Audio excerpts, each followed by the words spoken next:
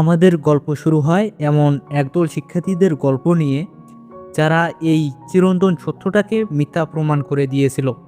তারা ক্যাসিনোকে হ্যাক করেনি, কোনো জাদুও করেনি। তারা ক্যাসিনোকে হারিয়েছিল শুধুই নিজেদের মগজ আর গণিতের জোরে। এমআইটির এক তুখোর মেধাবী ছাত্র পেন ক্যাম্বেল, যার স্বপ্ন হার্ভার্ডে ডাক্তার হওয়া, কিন্তু পকেটে নেই কানাকড়ি।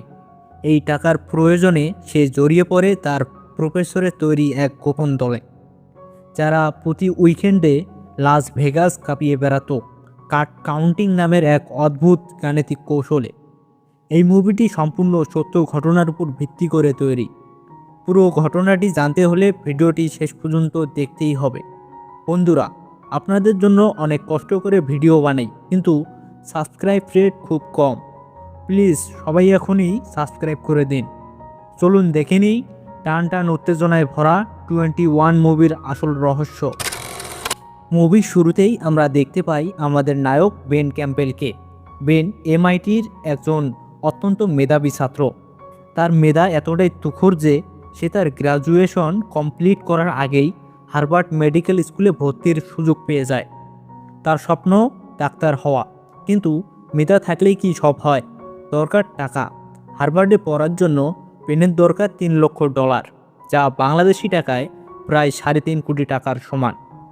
পেনের পরিবার মধ্যবিত্ত, তার বাবার পক্ষে এই বিশাল অঙ্ক দেওয়া সম্ভব নয়। পেন হার্ভার্ডের এক স্কলারশিপের জন্য আবেদন করে, যার নাম রবিনসন স্কলারশিপ। ইন্টারভিউ বোর্ডে ডিরেক্টর বেনকে বলেন, দেখো বেন, তোমার রেজাল্ট অসাধারণ, কিন্তু এই স্কলারশিপটা তাকেই দেওয়া হয় যার জীবনে এমন কোনো গল্প আছে যা আমাদেরকে চমকে দিবে। তোমার জীবনে কি এমন কোনো অসামান্য অভিজ্ঞতা আছে? বেনের কাছে এর কোনো উত্তর ছিল না, কারণ সে সারাদিন শুধু পড়াশোনা আর পার্ট টাইম $8 কাজ নিয়েই ব্যস্ত থাকত।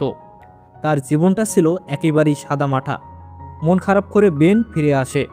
বেনের জীবনের মোড় ঘুরে যায় তার এমআইটির ক্লাসরুমে। তার প্রফেসর ছিলেন মিকি রোসা, যিনি বাস্তবে একজন গণিত জাদুকর। ক্লাসে প্রফেসর মিকি একটি জটিল গাণিতিক ধাঁধা ছুড়ে দেন, যাকে বলা হয় মন্টি হল প্রবলেম। প্রফেসর বলেন, ধরো তোমার সামনে 3টা দরজা আছে। একটার পিছনে আছে চকচকে নতুন গাড়ি, আর বাকি দুটোর পিছনে আছে ছাগল। তুমি 1 নম্বর দরজাটা বেছে নিলে এখন আমি যে কিনা জানি কোথায় গাড়ি আছে। 3 নম্বর দরজাটা খুলে দিলাম এবং দেখা গেল সেখানে ছাগল। এখন বলো, তুমি কি 1 নম্বরেই থাকবে নাকি 2 নম্বর দরজায় চয়েস করবে? ক্লাসের সবাই ভাবছিল এটা 50-50 চান্স, কিন্তু পেন উঠে দাঁড়িয়ে এক অদ্ভুত গাণিতিক ব্যাখ্যা দেয়। সে বলে, স্যার, আমি চয়েস করব, কারণ প্রথমে আমার জেতার সম্ভাবনা ছিল 33.3%, কিন্তু এখন চয়েস করলে আমার জেতার সম্ভাবনা বেড়ে 66.6% হয়ে যাবে। পেনের এই ভ্যারিয়েবল চেঞ্জ বা চলক পরিবর্তনের হিসাব দেখে প্রফেসর মিকি মুগ্ধ হয়ে যান। তিনি বুঝতে পারেন এই ছেলেই সেই হীরা যাকে তিনি খুঁজছেন। একদিন রাতে লাইব্রেরিতে পড়ার সময় পেনের টেবিলে একটি অদ্ভুত সংকেতে ডেকে নিয়ে যাওয়া হয়। পেনকে ডাকা হয় একটি গোপন ক্লাসরুমে। সেখানে গিয়ে বেন দেখে তার ক্লাসেরই আরও 4জন ছাত্রছাত্রী। জিল টেলর, যার উপর বেনের আগে থেকেই ক্রাশ ছিল, ফিশার, কিয়ানা এবং সয়। প্রফেসর মিকি তাদের বসিয়ে আসল ঘটনা খুলে বলেন, তারা কোনো সাধারণ স্টাডি গ্রুপ নয়। তারা প্রতি উইকেন্ডে লাস ভেগাসে যায় এবং ব্ল্যাক জ্যাক খেলে লাখ লাখ ডলার আয় করে। তারা জুয়া খেলে না, তারা গণিত ব্যবহার করে। প্রফেসর বেনকে তাদের দলে যোগ দিতে বলেন। প্রথমে বেন রাজি হয় না। সে বলে, স্যার, আমি এসবের মধ্যে নেই। আমি আমার মতো প্রজেক্ট এবং পড়াশোনা নিয়েই থাকতে চাই। কিন্তু টাকার অভাব এবং সুন্দরী জিল টেলের অনুরোধে বেন শেষমেশ রাজি হয়। তবে শর্ত একটাই, সে শুধুমাত্র তার টিউশন ফি অর্থাৎ $3 লক্ষ জোগাড় হওয়া পর্যন্ত খেলবে, তারপর সব ছেড়ে দেবে। শুরু হয় পেনের ট্রেনিং। এখানে আমাদের বুঝতে হবে কার্ড কাউন্টিং আসলে কি। এটি কোনো ম্যাজিক নয়। ব্ল্যাক জ্যাক খেলায় হাই কার্ড যেমন 10, জ্যাক, কুইন, কিং, টেক্কা প্লেয়ারের জন্য ভালো, আর লো কার্ড 2, 3, 4, 5, 6 ক্যাসিনোর জন্য ভালো। বেনকে শিখতে হয় কিভাবে প্রতিটি কার্ডের মান মাথায় রাখতে হয় এবং এ কখন হাই কার্ড আসার সম্ভাবনা বেশি থাকে। বেনের প্রথম ভেগাস ট্রিপ, নিজের নাম হারিয়ে বেন হয় এক ধনাঢ্য ব্যবসায়ী। তাদের সিস্টেমটা ছিল খুব ইন্টারেস্টিং। দলের অন্য সদস্যরা স্পটার হিসেবে কম টাকার টেবিলে খেলবে এবং কার্ড গুনতে থাকবে। যখনই টেবিল গরম হবে, মানে জেতার সম্ভাবনা বাড়বে, তারা গোপন ইশারায় বিগ প্লেয়ার বেনকে ডাকবে। বেন এসে বড় অঙ্কের বাজি ধরবে এবং জিতে নিয়ে যাবে। বেনের প্রথম দিনেই নার্ভাসনেস কাজ করছিল, কিন্তু যখন সে টেবিলে বসে, তার মস্তিষ্কের সুপার কম্পিউটার চালু হয়ে যায়। কার্ডের হিসাব, প্রবাবিলিটি এবং ঠান্ডা মাথায় সিদ্ধান্ত সব মিলিয়ে প্রথম রাতেই বেন জিতে নেয় প্রচুর টাকা। প্রফেসর মিকি তাকে বলেন, মনে রাখবে, আমরা জুয়া খেলছি না, আমরা সিস্টেমকে ব্যবহার করছি, কিন্তু আবেগকে কখনো প্রশ্রয় দেবে না। টাকা জেতার পর বেনের জীবনযাত্রা পাল্টে যেতে থাকে। বিলাসবহুল হোটেল, দামি স্যুট, ভিআইপি ট্রিটমেন্ট। বেন যেন এক স্বপ্নের জগতে প্রবেশ করে।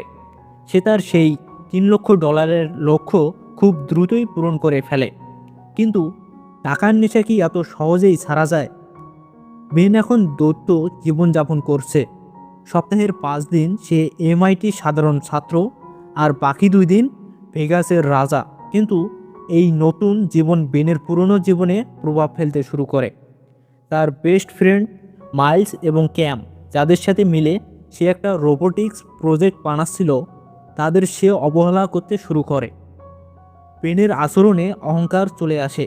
সে তার বন্ধুদের বলে, তোমরা এসব ছোটোখাটো প্রজেক্ট নিয়ে পড়ে আসো কেন? অথচ এই প্রজেক্টটি ছিল তাদের দীর্ঘদিনের স্বপ্ন। অন্যদিকে ক্যাসিনো সিকিউরিটি প্রধান কোল উইলিয়ামস খেয়াল করেন যে কিছু একটা গণ্ডগোল হচ্ছে। তিনি পুরনো আমলের লোক, কম্পিউটার বা ফেস রিকগনিশন সফটওয়্যারের বিশ্বাস করেন না। তিনি বিশ্বাস করেন মানুষের আচরণে। তিনি বেনের উপর নজরদারি শুরু করেন। দলের আরেক সদস্য ফিশার বেনের সাফল্য দেখে ঈর্ষান্বিত হয়ে পড়ে। এতদিন ফিশার ছিল টিমের মেইন প্লেয়ার, কিন্তু বেন আসার পর সে সাইডলাইনে চলে গেছে। জেলাসি বা হিংসা মানুষকে অন্ধ করে দেয়। এক রাতে খেলার সময় ফিশার মাতাল হয়ে উল্টাপাল্টা খেলতে শুরু করে এবং টিমের সিগন্যাল ইগনোর করে। এতে তাদের বড় লস হওয়ার সম্ভাবনা তৈরি হয়। প্রফেসর মিকি প্রচণ্ড রেগে গিয়ে ফিশারকে দল থেকে বের করে দেন এবং ভেগাসেই ফেলে চলে যান। এটা ছিল বেনের জন্য প্রথম সতর্কবার্তা। প্রফেসর মিকি টাকার ব্যাপারে কতটা নির্মম হতে পারেন। এইদিকে বোস্টনে ফিরে বেন তার বন্ধুদের সাথে এক গুরুত্বপূর্ণ প্রজেক্ট সাবমিশন মিস করে। তার বন্ধুরা তাকে ছেড়ে চলে যায়। বেন এখন একা, কিন্তু তার কাছে আছে ভেগাসের জৌলুস। সে ঠিক করে সে খেলা চালিয়ে যাবে। পরের ট্রিপে বেন অতিরিক্ত আত্মবিশ্বাসী হয়ে ওঠে। প্রফেসর তাকে নির্দেশ দেন টেবিল থেকে উঠে যেতে, কারণ সিকিউরিটি তাদের সন্দেহ করছে। কিন্তু বেন প্রফেসরের কথা অমান্য করে খেলতে থাকে। সে ভাবে ভাগ্য তার পক্ষে কাজ করছে, কিন্তু গণিত কখনো ভাগ্যের উপর চলে না। আবেগের বশবর্তী হয়ে বেন ভুল সিদ্ধান্ত নেয় এবং এক রাতেই $2 লক্ষ হেরে যায়। প্রফেসর মিকি প্রচণ্ড ক্ষিপ্ত হন। তিনি বলেন, তুমি আবেগের কাছে হেরে গেছো। তিনি দল ভেঙে দেন এবং চলে যান। বেন বস্টনে ফিরে এসে দেখে তার ডরমেটরির ঘর তছনছ করা, তার সিলিংয়ের উপর লুকিয়ে রাখা সব টাকা উধাও। প্রফেসর মিকি বেনের সব টাকা চুরি করে নিয়ে গেছে, এমনকি তার টিউশন ফি জমানোর টাকাও। শুধু তাই নয়, প্রফেসর তার প্রভাব খাটিয়ে বেনকে এমআইটি থেকে গ্র্যাজুয়েশন আটকানোর হুমকি দেন। বেন এখন সম্পূর্ণ নিঃস্ব। না আছে টাকা, না আছে ডিগ্রি, না আছে বন্ধুরা। বেন বুঝতে পারে সে ফাঁদে পড়েছে, কিন্তু সে হার মানার পাত্র নয়। সে তার পুরনো বন্ধু মাইলস এবং ক্যামের কাছে ক্ষমা চায় এবং তাদের সাহায্য নিয়ে প্রফেসরকে হারানোর এক নতুন পরিকল্পনা করে। বেন প্রফেসরের কাছে ফিরে যায় এবং তাকে কনভিন্স করে যে, স্যার, আসুন আমরা শেষবারের মতো ভেগাসে যাই। আমরা একদিনে ক্যাসিনো লুট করে সব টাকা নিয়ে আসব। টাকার লোভে প্রফেসর মিকি রাজি হয়ে যান। তারা নতুন ছদ্মবেশে ভেগাসে যায়, কিন্তু ক্যাসিনোতে পা রাখতেই কোল উইলিয়ামস তাদের চিনে ফেলে। এবার কোল আর চুপ থাকে না। সে বেনকে একটি অন্ধকার ঘরে নিয়ে যায়। সেখানে বেনকে মারধর করা হয়। কিন্তু এখানে গল্পের সবচেয়ে বড় টুইস্ট অপেক্ষা করছিল। কোল বেনকে বলে, আমি জানি তোমরা কার্ড কাউন্ট করছো, কিন্তু আমি তোমাকে ছেড়ে দেব এবং তোমার জেতা সব টাকা তোমাকে রাখতে দেব যদি তুমি আমাকে মিকি রোসাকে ধরিয়ে দাও। কারণ মিকি রোসার সাথে কোলের অনেক পুরনো শত্রুতা আছে।